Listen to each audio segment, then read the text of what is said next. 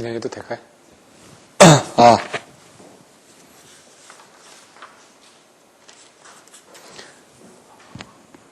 네 번째 시간을 시작하도록 하겠습니다. 이번 시간은 이제 4-8 코로나 부분인데요.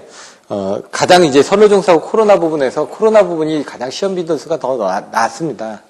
그렇기 때문에 여러분들이 앞에 인덕턴스보다는 사실 이 코로나 부분에 대해서 더 많은 시간을 할애를 하셔야 됩니다. 책의 내용을 한번 살펴보도록 하겠습니다. 첫 번째 4-8 코로나.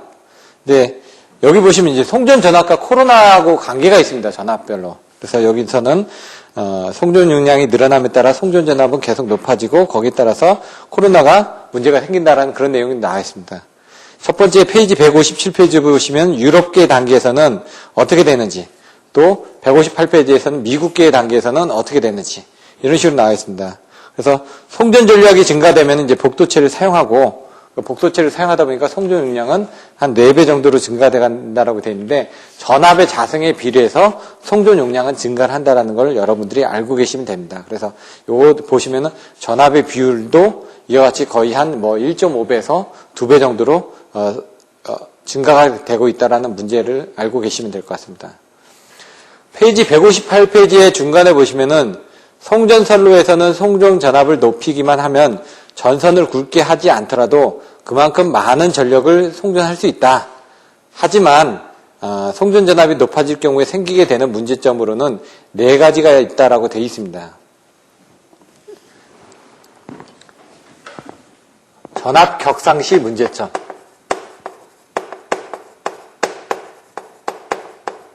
전압을 올리게 되면은 케이블을 작게 해도 상관없는데, 송전전압이 높아지게 될 경우에 문제점은 4가지가 있는데, 첫 번째 뭐라고요? 전선 주위의 전위 경도가 커진다. 전위 경도가 증가한다. 왜냐면 전압이 올라가기 때문에 주변에 어떤 에너지 자기장 같은 게 커질 거 아닙니까? 그래서 그것 때문에 뭐가 커진다고요? 코로나, 손실, 그리고 자본, 이런 것들이 커진다는 얘기죠. 왜냐면 이따가 이제 코로나 부분에 대해서 다시 한번 설명드리겠지만, 이런 부분들이 전압이 올라가면 올라갈수록 커진다라는 걸 아실 수가 있고요. 그 다음 2번째, 3번째, 4번째가 있는데, 2번째나 3번째는 전부 다 이제 돈입니다. 돈하고 관련된 부분인데, 2번째는 뭐 어떤 부분? 기기, 나와 있는 변압기, 차단기, 이런 기기입니다. 여기에 대한 절연 레벨이 올라지니까,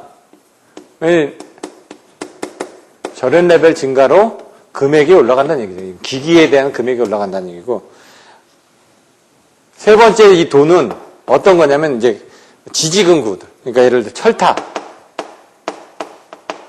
애자, 이런 것들이 레벨이 올라가니까 건설비가 증가되는 거죠. 이거는 기기 자체고 얘는 건설하는 비용이 증가된다는 얘기입니다. 그래서 전위 경도가 올라가서 코로나 손실이 늘어나고, 그 다음에 각종 돈들이 상승이 된다. 그리고 문제가 되는 게 마지막으로 해가지고 태풍, 뇌해, 염해, 대책 등이 오고,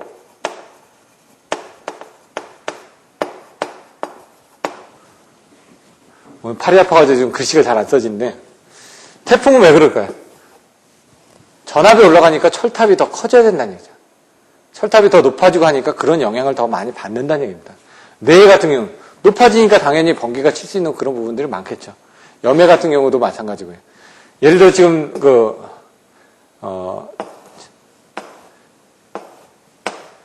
스페이스 댐퍼 같은 거 보면은 이게 한 45m마다 하나씩을 설치한다고 합니다. 이제 복도체를 쓰거나 아니면은 염해 같은 경우도, 애자 같은 경우 1호사 같은 경우 9개에서 한 13개 정도, 3, 4호 같은 경우 18개에서 23개 정도, 이런 식으로 왔다 갔다 한다는데, 염해 같은 경우는 애자를 어떻게 했죠? 현세 애자를 쓰다 보니까. 이런 쪽에 지금 이런 것들이 많이 걸리면은 어떻게 될까요? 어떤 염분이라든가 아니면은 여기 오손되는 부분에 따라서 어떤 트래킹 현상에서 애자가 소손될 수도 있고 여러 가지 부분에 문제가 생긴다는 얘기입니다. 근데 그때 생길 수 있는 부분이 가장 큰 전압이 여기 높은 전압에 걸리다 보니까 얘들에 대한 것들을 더 튼튼하게 해주지 않으면은 어떤 오손의 원인이 생겼을 때 더 쉽게 반응을 한다는 얘기입니다. 전압이 크기 때문에. 그러니까 예를 들어 사람 10명에서 미는 거하고 사람 100명에서 미는 거하고 틀리지 않습니까? 힘 자체가. 100명 밀 때는 여기에 지금 과전압이 걸릴 때는 그만큼 더 기기를 더 튼튼하게 해줘야 된다는 얘기죠. 이런 돈이 더 많이 들어간다는 얘기입니다. 그래서 전압 격상시의 문제점이고, 이제 얼마나 밀었을 때, 아까 제가 얘기한 것처럼 얼마나 전압이 인가됐을 때 얘가 무너지기 시작하느냐. 댐이 있는데 댐이 한 사람이 미는 거, 예를 들어 저번에 그랬죠. 우공이산 해가지고 산을 옮기는데 한 사람을 옮기는 거하고 100사람을 옮기는 거하고 10년을 옮기는 거하고 틀리겠죠. 근데 포크레인을 퍼가지고 하게 되면 더 빨리 옮길 수 있겠죠.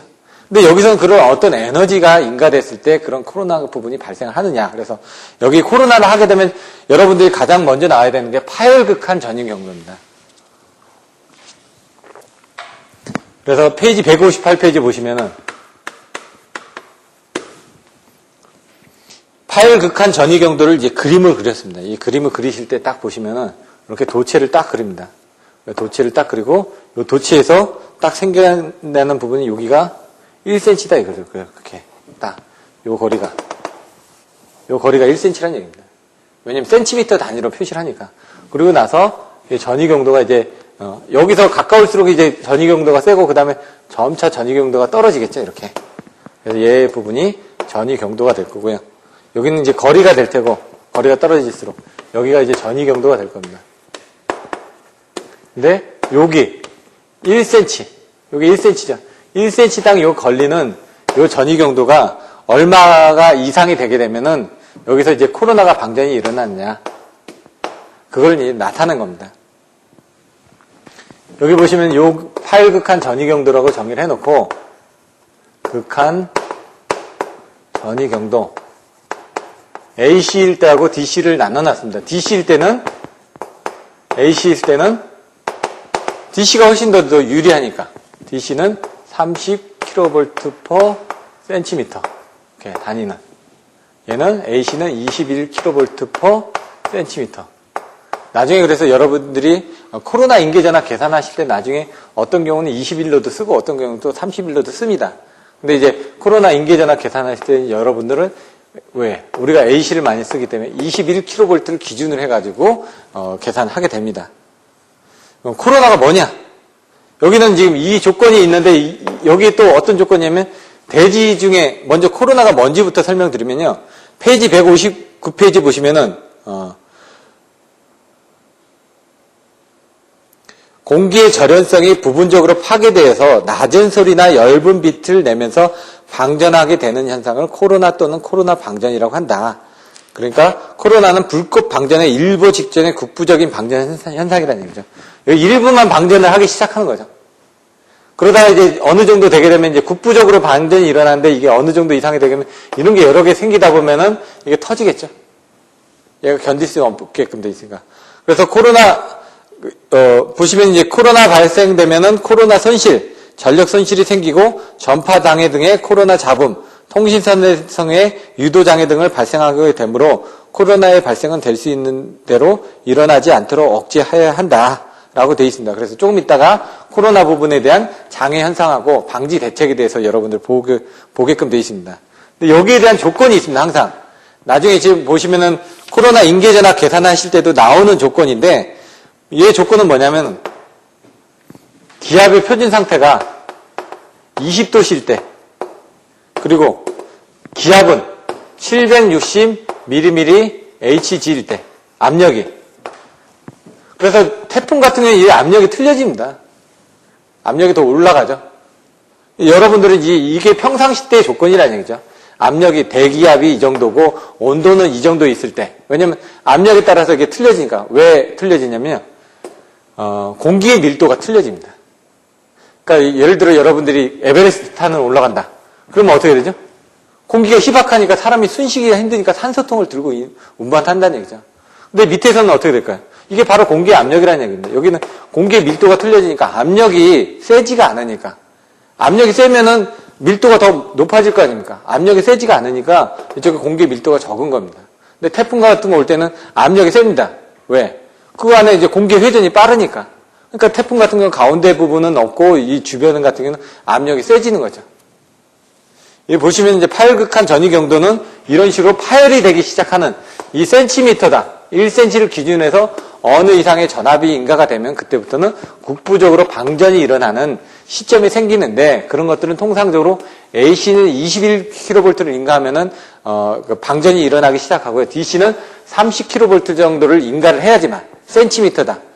그러니까 어떤 재질이 이렇게 있는데 이 재질 사이에서 센티미터당 요 정도의 전압을 인가를 했더니 그때부터는 공기의 절연이 파괴돼가지고 이런 식으로 방전이 일어나기 시작하더라 이거죠. 그걸 센티미터로 해가지고 계산을 해본 겁니다. 그거를 이제 계산을 하기 위해서 전위경도를 계산하는 부분이 동심 원통 전극을 가지고 계산을 했습니다. 근데 요거는 지금 제가 생략을 하겠습니다. 실질적으로. 근데 요게 옛날에 한번 시험 문제가 나온 적이 있기 때문에 제가 보내드린 그 메일에 보시면은 이 동심 원통 전극을 기준으로 해가지고 그러니까 최대 전위경도 Gmax를 계산하는 부분이 나와 있습니다. 그 부분은 한번 보셔야 될 것 같습니다. 근데 이거 간단하게 설명드리면 A라는 도체가 있고 바깥에 B라는 부분이 있는데 여기까지 거리 부분이 R이고 여기 외부까지 거리는 R인데 여기는 이 Q를 인가하고 여기는 마이너스 Q를 인가를 했다. 그러니까 서로 다른 전하를 인가를 했는데 여기서처럼 여기 어떤 전하가 있고 여기 전하가 있는데 그 부분이 이제 파괴되는 부분이 어떤 지점이냐 이거죠. 그래서 여기서 어떤 지점 P에서 이런 부분이 파괴가 되더라. 어느 정도 힘이 인가가 되니까. 그래서 뒷부분에 보시면 식 4-93은 힘입니다. F. 어떤 힘이 인가됐다. 근데 그걸 이제 전압으로 환산을 한 겁니다. 전이차로. 양단에. 그래서 식 4-94는 전이차가 되는 거고 그 전이차에 의해 가지고 파괴되는 어떤 전압 이 G 값을 전위경도를 계산하니까 Gmax 값은 나중에 얼마가 나왔다. 그 부분이 여기 있는 전이차하고 거리하고 반지름하고 이런 것들이 비례하더라. 그래서 이 부분을 우리는 이걸 센티미터로 해가지고 계산한 거고요. 그때 이 전이차는 요 전이차가 나온 거죠. 그래서 최대로 파괴되기 시작하는 이 전이차를 계산했더니 AC에서는 21kV가 나왔고 DC에서는 30kV가 나왔다는 얘기입니다. 그래서 요거는 이제 수식적으로 여러분들 보시면은 보고 쫓아서 하시면 됩니다. 근데 아까처럼 F가 나오고 V가 나오고 그 다음 Gmax를 구하는데 요런 그림을 가지고 계산하는 동심 가운데 힘이 있다 이거죠. 동심 원통 전극을 이용해가지고 이 Gmax를 구한다라는 정도만 여러분들이 알고 계시면 될 것 같습니다. 정작 중요한 건 이제 코로나 인계전압입니다. 4-8-2에 보시면은 인계전압이 나오는데요. 인계전압에 대한 결론부터 말씀드리면 E0는 24.3의 M0, M1 델타 D 로그 10m라는 R분의 D 킬로볼트 킬로미터 라인 이런 식으로 이제 나올 겁니다. 여기 보시면은 킬로볼트 퍼 킬로볼트네. 그냥 전압이니까. 여기 보시면 이제 M0가 뭐고 M1이 뭐고 델타가 뭐고 D가 뭐고 여기 부분은 아실 거고요. 이런 부분에 대한 설명이 나옵니다. 근데 이걸 이제 인계전압을 계산하는 식이 바로 여기서 계산된 이 G, 전위경도를 가지고 이제 넘어가게끔 되어 있습니다. 제가 이 부분을 생략을 했지만은 이 부분의 결론값을 보시면요. 전위경도 G는 2배 Q.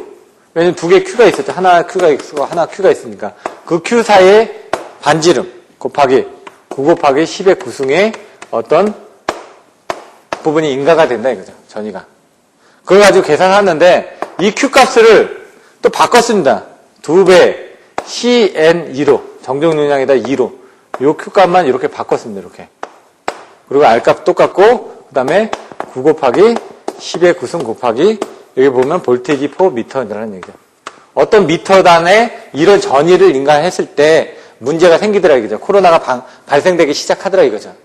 그걸 가지고 이제 유출을 하는데 이제 아까처럼 오음법처럼 얘도 임피던스 법으로 환산하듯이 이 단위를 이제 바꿔줘야 됩니다. 그래서 4-99 밑에 보시면은 그거를 E에 대한 단위가 볼트로 돼 있고 R에 대한 단위가 미터로 돼 있고 D에 대한 단위가 미터로 돼 있는데 이거를 각각 이걸 킬로볼트로 바꿔주고 이걸 센티미터로 바꿔주고 이걸 센티미터로 바꿔주다 보니까 그렇게 돼서 바꾸면은 이 부분이 결론이 어떻게 됐냐? G는 R분의 이 값 나오고요. 나머지 이 C에 대한 부분, 9 곱하기 10의 구성에다가 이 2에 대한 이 부분을 계산을 하게 되면은 0.4343 그리고 로그 10을 밑으로 하는 R분의 D의 킬로볼트 퍼 센티미터가 된다 이거죠. 결국 뭐냐? 볼테이지 퍼 메타를 뭐로 바꿨다? 킬로볼트 퍼 센티미터로 바꾸니까 이런 수식이 나왔다는 얘기입니다. 결국 전위경도는. 근데 이걸 이제 풀어서 나중에 이 수식이 나오는데 이 부분을 이제 더 집어넣으면은 여기서 뭐라고요? 전위경도 우리가 21kV 아닙니까? 코로나가 발생하는 지점에 대한 전위를 AC를 21kV라고 했기 때문에 여기다 이제 21.1이라는 킬로볼트 퍼 센티미터라는 그 부분을 집어넣고 계산을 했을 때 발생하고자 하는 이 값, 요 발생되는 요 전압값을 계산하니까 그 값이 요 24.3 M0, M1 뭐 이런 그 다른 개수들에 대해서 이런 부분을 비해하더라 이거죠. 그게 아까 어떻게 코로나 때는 20도씨에서 760mAh Hg였죠. 그런 조건들이 요게 그런 조건들이고요. 나머지 부분에 대한 것들 반지름이나 이런 부분들이 여기 들어가는 거고 로그 10분의 R을 D는 이렇게 들어가는 거고 요거하고 요 21.3하고 0.4343을 나눈 게 24.3이 되는 거고 이런 식으로 환산이 되는 겁니다. 요걸 이제 막 왔다 갔다 하는데 그 부분에 대한 것들은 밑에서 보시면 되는데 요 21.1은 0.4343에다가 R에다 이 부분을 다 곱한 거라고 돼 있습니다. 근데 이게 어떻게 되냐면 실질적으로 24.3은 어떻게 나왔냐면요. 21.1을 0.4343으로 나눕니다. 그럼 얘가 어떻게 나냐면 48.58인가 나옵니다. 그걸 2로 나눈 겁니다. 2로. 2로 나누면 어떻게 되냐? 24.3이 나옵니다. 왜 2로 나눴냐? 요 2R로 만들어가지고 2R로 만들면 어떻게 되죠? D값이 나온다 이렇게. 이렇게 만들기 위해서 반지름을 지름으로 바꿔주기 위해서 24.3이 나온 겁니다. 그래서 여러분들이 아셔야 될 거는 코로나에서는 파일극한 전위경도가 어떻게 되는지 DC 30kV, 20kV로 해가지고 그 파일극한 전위경도를 하는 부분들을 코로나에 대한 여기 보시면 방전이 일어나기 위한 부분을 계산하기 위해서 파일극한 전위경도에 대한 최대 전위경도를 이 동심 원톤 전곡으로 해가지고 심과 전위차와 Gmax로 해서 구산을 하면은 어떤 값이 나오는데 그 값이 어떻게 결론은 이렇게 된다. 제가 이 부분을 생략을 했지만 그래서 여기서 발생되는 이 부분을 인계전압으로 환산하기 위해서 이 전위경도를 21.1kV라는 AC 값을 넣어가지고 환산을 했다 이거죠. 볼테이지 메타를 킬로볼트, 센티미터로 다 환산을 해서 계산을 해보면 나중에 이 결과값은 이 값이 나온다. 라는 것까지만 아시면 됩니다. 이 흐름을 전체적으로. 그리고 나서 이 내용을 보시면 어렵지가 않습니다. 그래서 나오는 M0가 뭐고, M1이 뭐고, 델타가 뭐고, D가 뭐고, 이런 부분을 이제 조금 이따 이제 설명을 드리겠습니다. 근데 24.3은 뭐다? 요 수식을 21.1로 넣고 0.433으로 나눈 값이 48.58인데, 그걸 2R로 나누게 해서 24.3이 나왔고, 거기 나와 있는 이 R값이 2R이 되면서, 요게 지금 D 값으로 이제 바뀌어졌다라는 그런 내용 정도만 아시면 될 것 같습니다. 나머지는, 그런 내용들 보고 하시면 되는데요. 그러면 여기서 M0가 뭐고, M1이 뭐고, 델타가 뭐고, D가 뭐고, 이런 것들을 알아보겠다는 얘기죠. 그게 페이지 162페이지입니다. M0는 뭐냐? 전선의 표면계수. 얘는 날씨계수. 표면이, 아까처럼 전위경도가 일정해야 되는데, 표면이 매끄러운 경우 전위경도가 일정한데, 표면이 매끄럽지가 않은 경우. 여기 전위경도, 여기 전위경도가 틀려지겠죠. 그런 경우는 이 수치들이 틀려진다는 얘기입니다. 그래서 여기 보시면 잘 다듬어진 전선 같은 경우 M0는 1인데 표면이 매끄럽지 않았을 때 M0는 어떻게 된다고요? 0.9 정도가 된다는 얘기죠. 이런 식으로. 조금씩 줄어든다는 얘기죠. 그러니까 코로나 인계 전압은 뭐라고요? 코로나가 발생할 수 있는 전압인데 그걸 21.1kV, AC 21.1kV를 기준으로 해가지고 저희가 센티미터당 이 정도의 전압이 걸리게 되면 기후 조건이라든가 아니면 전선에 대한 조건이라든가 전선에 대한 반지름에 따라서 그 코로나가 발생할 수 있는 부분이 틀려지는데 중요한 건 이 나중에 보시면 이 전선에 대한 지름입니다. 다른 것들보다는. 얘는 1이고 여기 보시면 1이죠. 근데 전선의 표면이 다듬어지지 않았을 때 0.9니까 큰 차이가 없습니다. 그 다음 날씨계수. 날씨가 어떻게 되죠? 20도씨에 뭐 760mg Hg듯이 날씨도 맑았을 때 맑았을 때 M1은 1이고요. 우천시, 비, 눈, 안개 등에는 M1은 0.8이라는 얘기죠. 코로나가 이제 그 공기 중에 절연이 파괴되다 보니까 습하거나 그러면은 그런 부분이 더 파괴될 수 있는 조건이 더 많다는 얘기입니다. 그리고 델타 부분은 공기 밀도입니다. 공기 밀도. 공기 밀도가 저기 나와 있는 것처럼 20도씨 기준 720mmHg처럼 얘도 나왔다는 얘기죠. 델타 부분은 여기 나와 있는 것처럼 델타는 0.386B 그리고 273의 T. T는 뭐냐? 온도고요. B는 뭐다?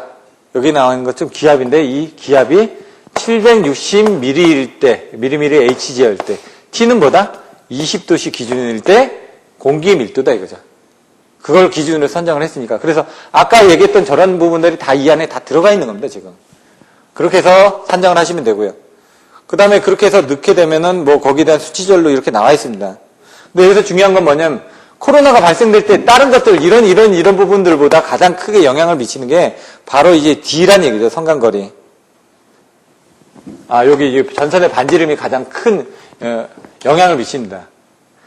그래서 전선의 반지름이라는 건 이렇게 여기에 반지름인데 그래서 코로나 같은 경우는 이제 그 전압이 올라가면 올라갈수록 많이 이루어지다 보니까 저희들이 가공성 전선을 해서는 어떤 전선을 쓴다? 가운데가 빈 여기가 없는 건다.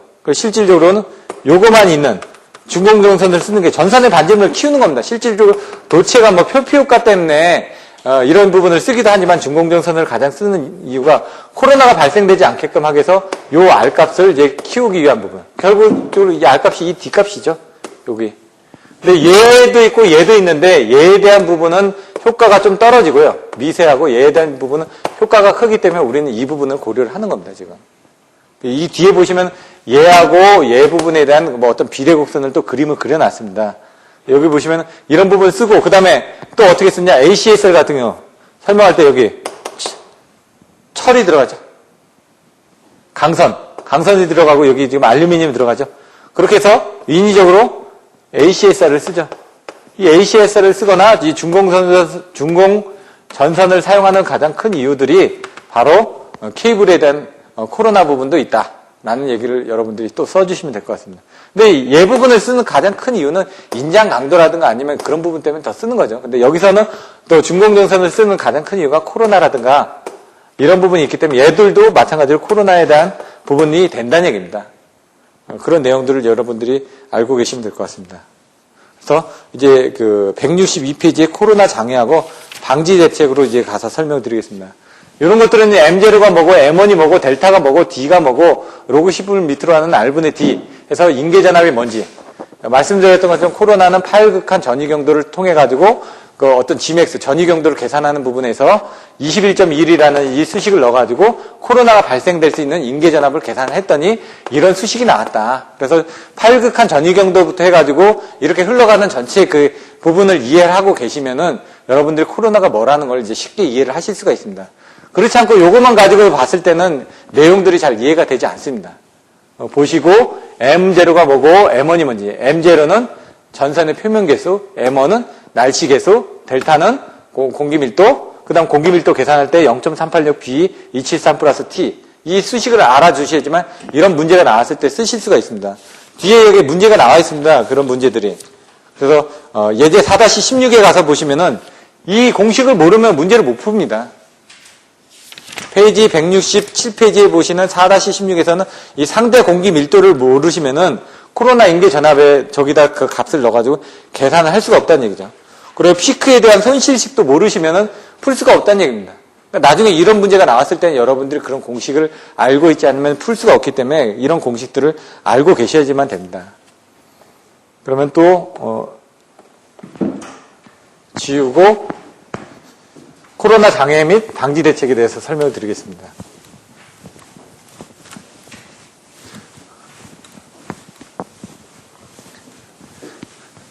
실질적으로 이제 저희가 저번 주에 동서변전소를 견학을 했는데 거기서도 이제 코로나 현상이 발생이 돼가지고 어떤 이음들 같은 게 많이 들렸습니다. 날씨가 맑았음에도 불구하고. 그래서 그런 것들은 어떤 성간 거리라든가 이런 부분 때문에 중요하다라는 걸 설명을 드렸고요.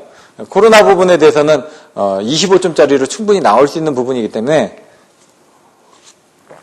여러분들이 좀 더 정확하게 알고 그리고 거기에 관련된 부분에 대한 문제들도 많이 풀으셔야 될 것 같습니다. 말씀드렸던 것처럼 코로나가 나오면 25점짜리이기 때문에 여기 있는 내용을 전체적으로 써주시는데 그 문제에서 물어보는 그 부분에 대해서 정확하게 써주실 수 있게끔 아까 제가 지금 동심 원톤 전극에 대한 그런 설명을 제대로 안 드렸던 부분이 그 사실상 이거 자체만 25점짜리로 코로나의 이제 최대 전이 경도를 묻는 문제 나왔을 때 쓰지만 그렇지 않으면 일반적으로 코로나 쓰실 때 이런 내용을 잘 쓰시지 않기 때문에 제가 그 부분은 생략을 했고요. 인계전압을 계산하는 수식을 할 때는 이런 전이 경도가 나와야 됩니다. 전이 경도가 나오려면 동심 원톤 전극을 가지고 풀어서 전이 경도가 나와서 그 전이 경도로부터 해가지고 인계전압을 산출하는 이 수식을 여러분들이 유도를 해보셔야 되죠. 그래서 그것들은 자료에 나눠드렸기 때문에 참조를 하시면 될 것 같고요. 나중에 코로나 인계전압에 대해서 설명하는 문제가 10점짜리가 나오면은 M0가 뭔지, M1이 뭔지, 상대 공기 밀도가 뭔지 이런 것들을 써주시고 그 다음에 이제 코로나에 대한 부분들을 문제가 나왔을 때는 장애라든가 방지 대책에 대해서도 같이 써주실 수 있게끔 그렇게 하셔야 될 것 같습니다. 저는 이제 제가 외웠던 부분은 장애, 소, 솜, 부, 소, 유, 진으로 외웠습니다. 이렇게 그냥 옛날에. 코로나의 장애. 뭐냐? 소음이다. 소음이 발생된다. 아까처럼 코로나의 부분이 뭐라고 그랬죠? 엷은 빛이나 소리를 내면서 공기의 절연성이 부분적으로 파괴되어서 낮은 소리나 엷은 빛을 내면서 방전하게 되는 현상. 그러니까 소음이 발생되죠. 소리를 내니까.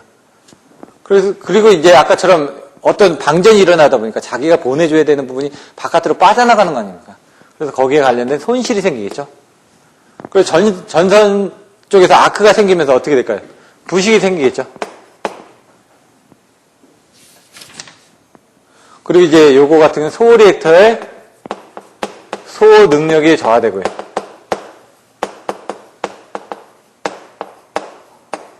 유도장애가 발생하고 진동 등이 발생한다 이거죠. 코로나에 의해서. 그런 내용들이 여기 나와 있습니다, 지금. 근데 여기 이런 부분들을 여러분들이 이런 식으로 키워드를 가지고 써주셔야 되는데 이런 부분에 대해서 다시 한번 설명을 드리겠습니다. 대책에 대해서는 이건 먼저 한번 여러분들이 이렇게 메일로 보내드렸던 이제 모범 답안지에 있는 순서가 아마 이런 식으로 이제 써있기 때문에 제가 이렇게 써드렸고요. 실제로 책에는 그런 내용들이 다 이렇게 설명되어 있지는 않습니다. 여기는 이제 예를 들어 목표가 이하반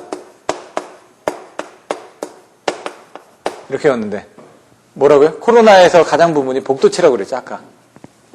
복도체를 하게 되면 성간거리가 틀려지고 하기 때문에 전선의 반지름들도 틀려집니다. 예를 들어 반도체일 때는 전선의 반지름이 이렇게 돼 있는데 복도체를 쓰게 되면 어떻게 될까요? 똑같은 면적이라도 이렇게 복도체를 쓰게 되면 면적이 더 훨씬 더 커지는 것처럼 느껴질 거 아니에요. 얘의 면적을 4개를 나눴는데 떨어뜨리지 않습니까? 떨어뜨리기 때문에 얘에 대한 반지름 길이는 더 커진 것처럼 느껴지는 겁니다. 이렇게 반지름 자체를. 얘에 대해서 반지름이 생길 거고 얘에 대해서 반지름이 생기다 보니까 여기서는 이런 부분에 대한 어떤 등가 반지름이 생깁니다. 훨씬 더 큰 얘보다는. 그렇기 때문에 복도체에서 훨씬 더 유리하다는 얘기죠. 그리고 아까 어떻게 됐죠? 코로나 인계전압에서 표면 계수가 나왔죠. 표면을 매끄럽게.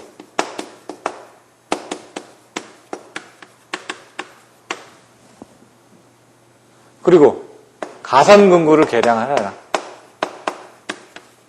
왜냐면 이렇게 달아두는 가선근구를 개량을 해가지고 코로나를 억제해 줄 수 있다는 얘기고 이격거리를 증대해라.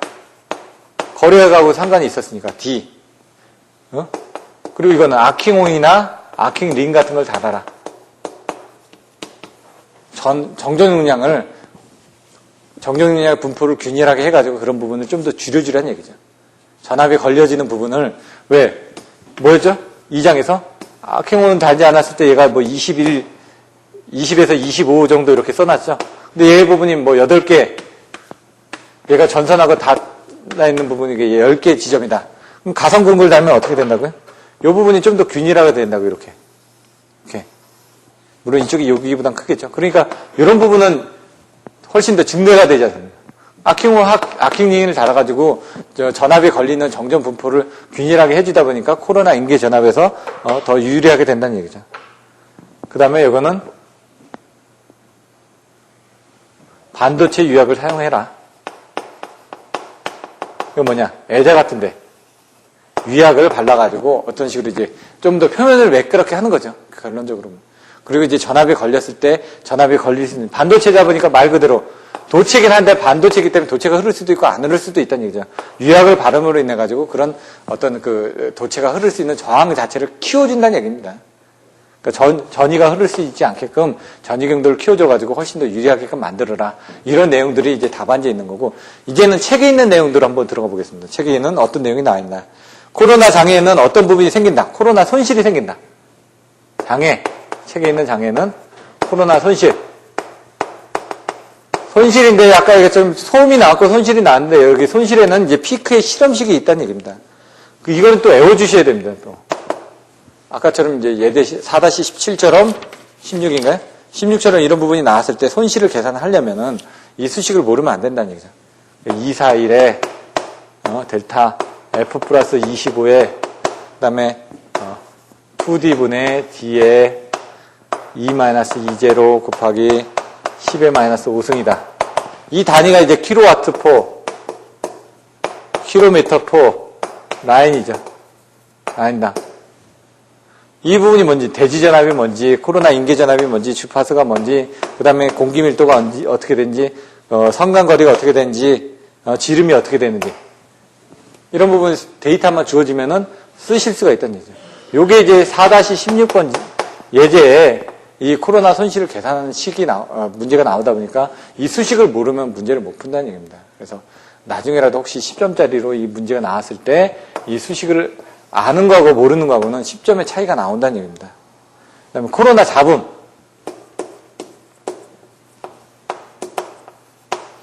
왜 잡음이 일어나는지는 그림에 자세히 나와 있습니다.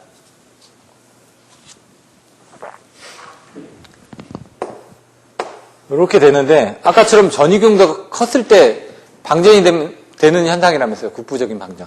그러니까 이게 전이가 이렇게 올라갔을 때 여기서 방전이 되는 겁니다. 조금씩. 이렇게 피크가 친다는 얘기죠. 여기 나와 있는 것처럼 코로나 방전의 일례 해가지고 코로나 방전은 전선의 표면에서 전이 경도가 30kV를 넘을 때만 일어나는 것이므로 그림에서 보이는 것처럼 코로나는 교류 전압의 반파마다 간헐적으로 일어나게 된다. 이렇게 반파마다. 이거보다 큰 지점에서 일어나니까. 근데 이런 부분들이 이제 어떤 노이즈 같은 게 생겨가지고 중간에 설비에 대한 선로에 따라서 전파돼가지고 라디오라든가 텔레비전의 수신 그리고 반성 계정이나 반성 통신 설비에 잡음 방해를 주게 돼 있다 이거죠. 그래서 코로나 잡음이 이런 식으로 하실 때는 그림을 그려주셔야 된다는 얘기죠. 그리고 이제 코로나 손실 같은 경우는 전산비를 절약하기 위해서 가는 전선을 사용하면 코로나가 발생해서 항상 코로나 손실을 발생한다. 그래서 굵은 전선을 사용하면 건설비가 비싸지니까 뭘 한다고요? 코로나 손실에 대해서는 꼭도체를 쓰거나 중공정선을 쓰거나 이런 식으로 이제 케이블을 바꾸는 거죠.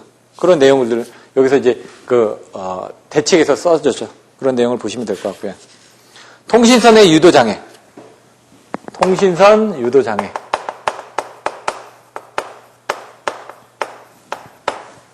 코로나2엔 고주파 전류중 3주파 성분 때문에 어떤 부근의 통신선의 유도장애를 일으킬 우려가 있다. 그리고 소리액터의 소능력 저하.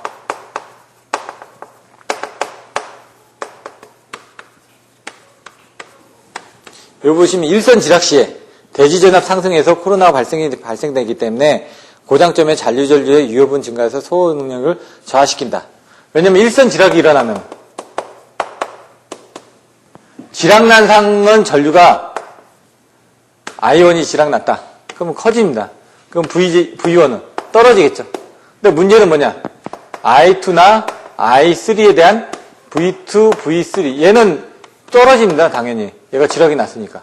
한쪽으로 전류가 많이 흘러가니까 이 부분 떨어지겠죠. 근데 전압은 떨어지지만 얘 부분은 얘가 떨어졌으니까 어떻게 될까? 올라가겠죠. 이렇게 반비례 관계니까. 얘가 올라가면 얘가 떨어지고 얘가 내려갔으니까 얘가 올라가겠죠. 이런 부분에 대한 전압이 상승하다 보니까 문제가 생긴다는 얘기고요. 전선의 부식의 촉진.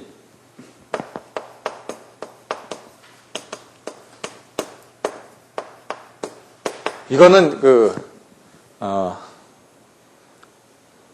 O3 때문에 오존에 의해서 그러니까 전선 주위에 이게 파괴되면서 여기 지금 초상 같은 게 발생돼가지고 여기 부분이 이제 부식을 하는 겁니다. 화학적인 부분으로. 코로나가 생기면서 거기서 이제 대지하고 반응을 하다 보니까 여기 나와 있는 것처럼 코로나에 의한 화학작용으로 전선 지지점에서 전선의 부식이 일어나게 된다. 그래서 여기서 지금 화학작용에서 전선이 부식이 일어난다는 얘기고요. 이런 거 부식에 의해 가지고 되면은 어떻게 표면 개수가 또 틀려질 거 아닙니까? 그러니까 코로나가 더 발생하기 더 좋겠죠. 예, 그런 식으로 이제 계속 증대가 된다. 그래서 전선의 부신 촉진 부분이고요. 코로나 방지 대책. 아까 지금 복표가 이하만 행할 벽도체 표면을 매끄럽게 가선 공구 개량, 이격거리 증대, 아킹홍, 아킹린, 반도체 유약 등을 설명드렸는데 여기서는 세 가지가 나왔습니다. 굵은 전선 사용. 굵은 전선 사용하는 게 뭐예요? 반지름 증가죠. 여기 나온 것처럼. 전선을 굵게 하면 표면의 전이는 기울기는 완만하게 되니까 인계전압은 올라간다. 공기절연 습득한다. 요걸 보시면은 전이 경도가 올라간다는 얘기고요. 그 다음에 복도체를 사용한다. 여기 반지름 증가도 될 테고요. 복도체 사용. 여기 보시면은 비교적 가는 전선을 사용하면서도 코로나 인계전압을 높이고자 복도체를 사용한다. 그리고 보시면은 단선의 경우와 비교해서 작용 인덕턴스는 줄어들고요. 정정 용량은 증개되기 때문에 송전 용량을 증대시킬 수 있다는 장점도 있다. 그래서 아까 보시면은 복도체를 썼을 때 여러 가지 장점이 있었죠. 그런 부분들도 여러분들 알고 계시죠. 전이 경도가 올라간다. 설명을 드렸었고, 정정 용량은 증가된다. 송정 용량 증가된다. 그리고 안정도도 증가된다. 왜? 복도체를 사용하면은 X분의 ES, ER, 사인 세타에서 뭐예요? 복도체를 쓰니까 평렬이전입니다. 임피던스가 줄어들죠. 임피던스가 줄어지니까 송정 용량도 증대되고 정정 용량이 커지니까 송전 용량도 증대되고 뭐 이런 내용들이 나왔었죠. 그래서 이런 부분을 보시면 될 것 같고요.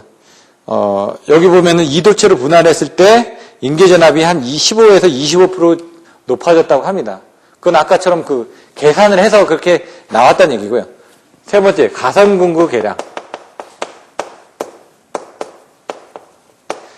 선을 가선하기 위해서 선을 잡아주는 어떤 금구리들이 있습니다. 그 금구리들은 계량하는데 애자 같은 것도 그런 부분이 되겠죠. 저번에 그래서 여러 가지가 있었죠.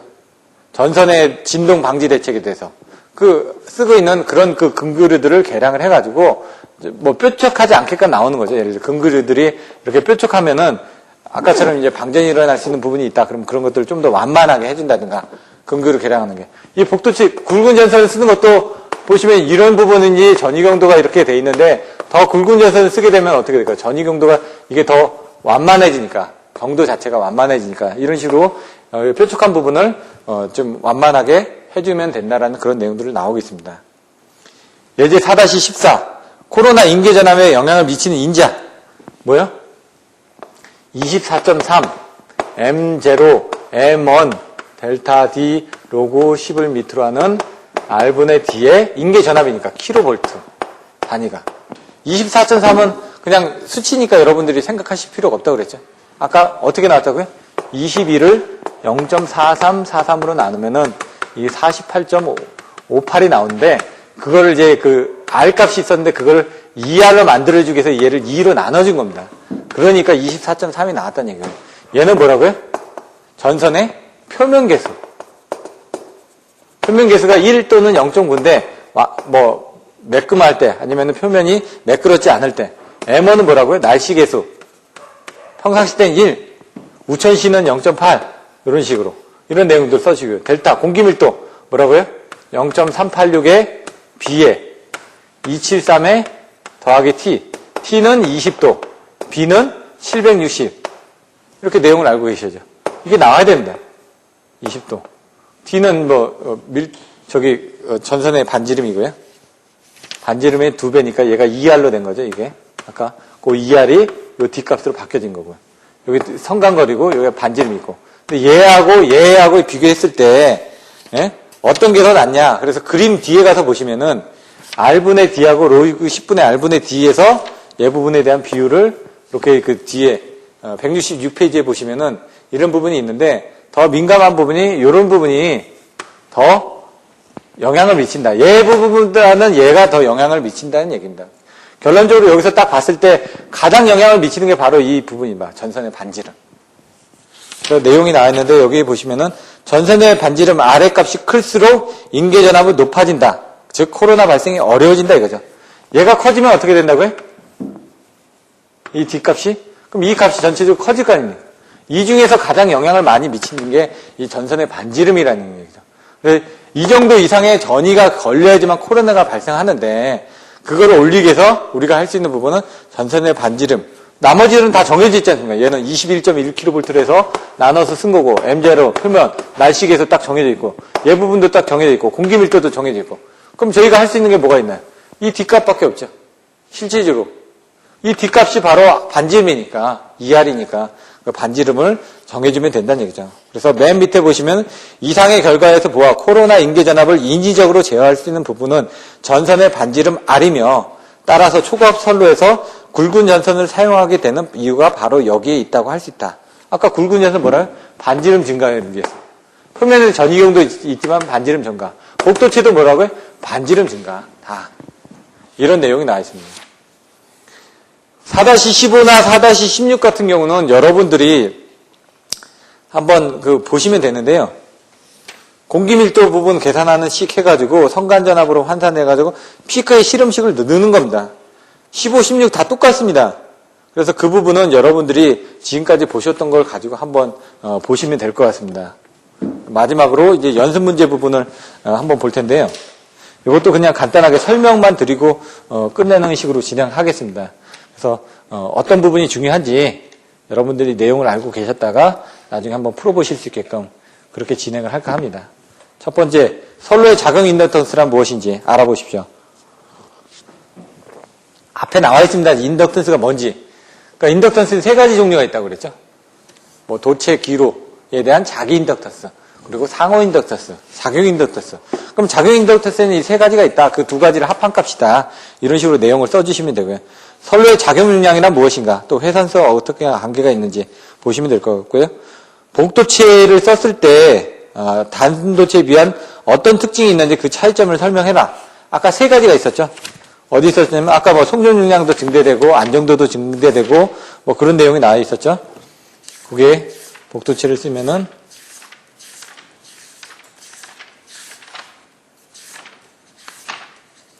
페이지 133페이지에 보시면 1번 전선의 인덕턴스는 감소되고 정정 용량 증가돼서 송정 용량 증대시킬 수 있고 전이경도 저감돼서 코로나 손실을 줄일 수 있었고 안정도를 증대시킬 수 있다. 이런 내용들을 이제 써주시면 됩니다. 그리고 이제 아까 얘기했던 2.14 부분에 대한 도체당 작용 인덕턴스를 구해라. 요거는 이제 2.14, 2.14 그리고 4.28 해가지고 했던 그 내용하고 똑같다는 얘기죠. 요 5번도 어렵진 않습니다. 이거 아까 계산했던 예제 부분을 보고 보시면 될 것 같고요. 6번 부분을 보시면 이것도 아까 설명을 드렸습니다. 이거 예제 문제하고 똑같은데 1.78, 1.57 해가지고 뭐라고요? 대지를 기로하는 인덕턴스하고 삼선 일거하는 인덕턴스.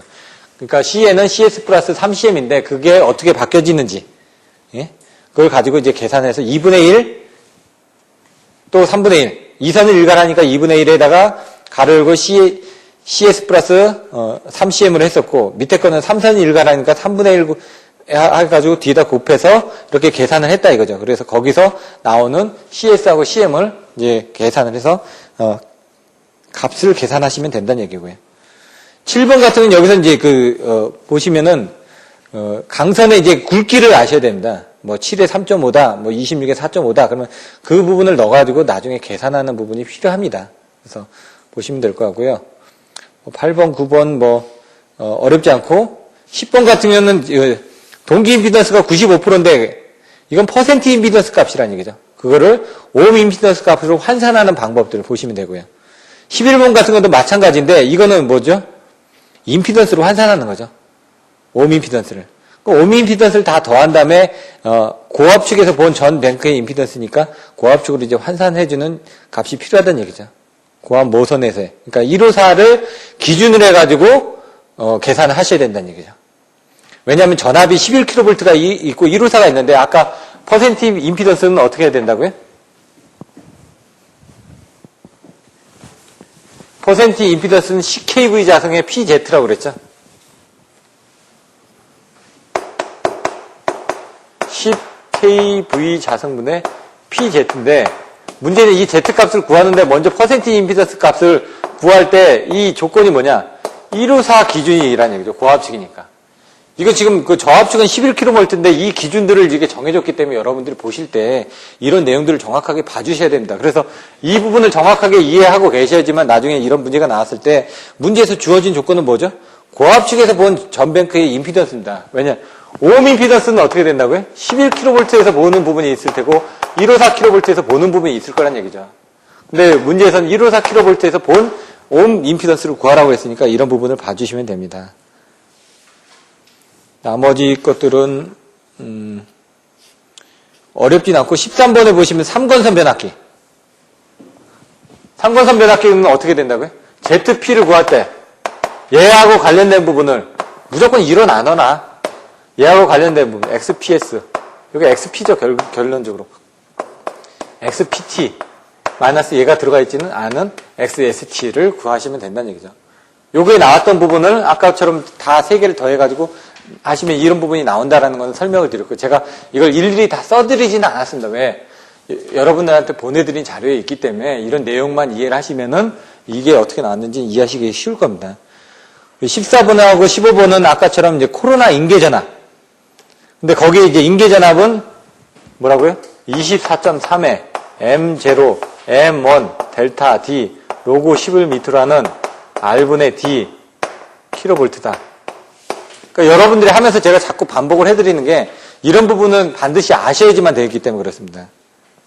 이렇게 해가지고 지금 그 4장 부분을 끝내고요. 다음 장에서는 어떤 부분을 보는지 간단하게만 설명드리면 여러분들이 예습을 하셔야 되니까 5장 성전 특성에서는 지금 4장에서 배웠던 선로정수를 가지고 이제 또 응용을 하는 겁니다.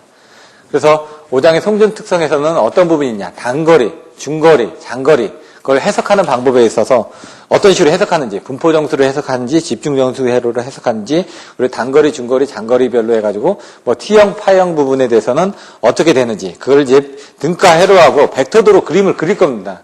그렇기 때문에 여러분들 이거 한번 읽어보고 오셔야 됩니다. 그렇지 않으면은 별로 도움이 안 됩니다. 그래서 단거리일 때는 RL만의 회로, 중거리일 때는 RLC만의 회로, 뭐 장거리일 때는 RLCG만의 회로 해가지고 그 부분을 그림을 그리다 보니까 중거리에서는 T형과 파형으로 나눠져 있고 집중정수 회로를 하고 장거리에서는 분포정수 회로를 한다. 분포정수 회로를 하다 보니까 이게 미분방정식을 이용을 해가지고 풀어서 쓴다. 이런 내용들이 있고요. 그래서 미분방정식에 대한 부분들은 제가 간단하게만 설명드릴 겁니다. 왜냐하면 이게 여러분들한테 교재에 대한 부분을 나눠드렸고 이게 25점짜리로 문제로 나왔을 때 여러분들이 이걸 풀어서 쓰기가 쉽지는 않습니다.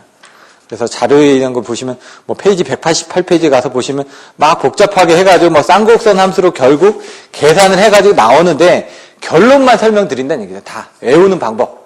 먼저 단거리 외우는 방법, 중거리 외우는 방법, 장거리 외우는 방법, 그 전체적인 내용들을 설명드리고 거기서 이제 전파 방정식이 해가지고 특성 임피던스하고 전파 방정식이 어떻게 나와 있고 거기서 감쇄 정수가 뭐고 위상 정수가 뭐고 거기에 대해서 그 전파 정수하고 특성 임피던스를 구하기 위해서 무브화 시험과 단락 시험을 통해서 어떤 식으로 계산이 되는지 그리고 가공선과 케이블의 경우 특성 임피던스가 어떻게 차이가 나는지 그리고 사단자 정수에서 A, B, C, D 부분이 T형, 파형일 때 어떻게 계산이 되고 그 다음에 이제 사단자 정수에 뭐 임피던스가 연결이 됐을 때 어떻게 계산이 되고 그래서 사단자 정수 예 같은 거는 간단하게 설명드릴 테니까 여러분들이 참조를 하시면 되고요. 실제 예제를 통해서 사단자 정수를 구하는 부분들이 필요합니다. 그래서 이런 것들이 25점짜리로 나올 수 있으니까 그런 부분하고 그 다음에 송수전 전력 계상식에서 이제 왜 V에다가 공액을 취하지 않고 I에다 공액을 취하는지 그런 내용들 그리고 전력 원선도에 대한 부분들은 자세하게 설명드릴지 시간상에 봐가지고 자료만 가지고 개념적으로만 제가 설명드릴 수도 있습니다. 전력원천도는. 그리고 전압 조정에 관련된 부분은 조상기 용량하고 관련이 되어 있습니다. 그래서 그런 부분에 대한 개념적인 부분들. 왜냐면 책에 있는 내용을 다 그림을 그려서 하기에는 좀 시간이 걸리다 보니까 책에 있는 내용이 뭐라는 정도 그런 이해하실 수 있게끔 그렇게 설명드리고요. 전력원선들을 했을 때 알 수 있는 부분들이 뭐가 있는지 이게 한 10년에 한 번꼴로 나오는 것 같아서 여러분들이 그렇게 필요는 없지만 한번 알아두시는 게 좋을 것 같고요. 그다음에 전력용 콘덴서를 썼을 때 어떻게 되는지 조상기 용량에 대한 부분. 근데 가장 중요한 건 5장에서 여러분들 보시면 이제 송전 특성에서 단거리, 중거리 정도가 중요하고요. 단거리는 너무 쉬우니까 중거리에 대한 송전 특성 계산하는 식 정도하고 그다음에 선로 충전에 의한 장에서 페란티 현상하고 발전기 자기여자 현상이 더 중요합니다. 그래서 제가 보기에는 발전기 자기여자 현상이라든가 페란티 쪽이 좀 더 시간을 할애하고 그다음에 전력 원선도라든가 전압 조정에 대해서는 간단하게 개념적인 부분만 설명을 하고 넘어가도록 하겠습니다. 왜냐하면 전압 조정은 나중에 전력 계통에서 또 나오니까요. 전력 조류 계산에서는 이게 전력 계통에서 나옵니다. 나오는데 제가 여기서 책이 나와 있는 부분에 대해서는 간단하게 직각자 표기하고 극자 표기에 대한 부분하고 기질량과 미질량에 대한 부분을 어떻게 외우셔야 되는지 그런 내용들 그리고 이제 전력 조류 계산의 목적 사운학해가지고 사고 예방제약 운영계획 위반, 확충계획 위반 등에 대한 내용들도 여러분들이 알고 계셔야 되고요.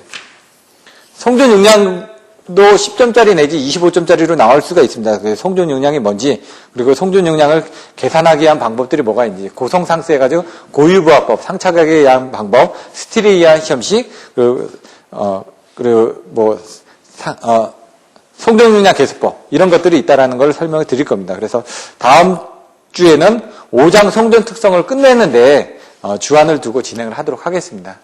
오늘 고생 많으셨습니다. 감사합니다.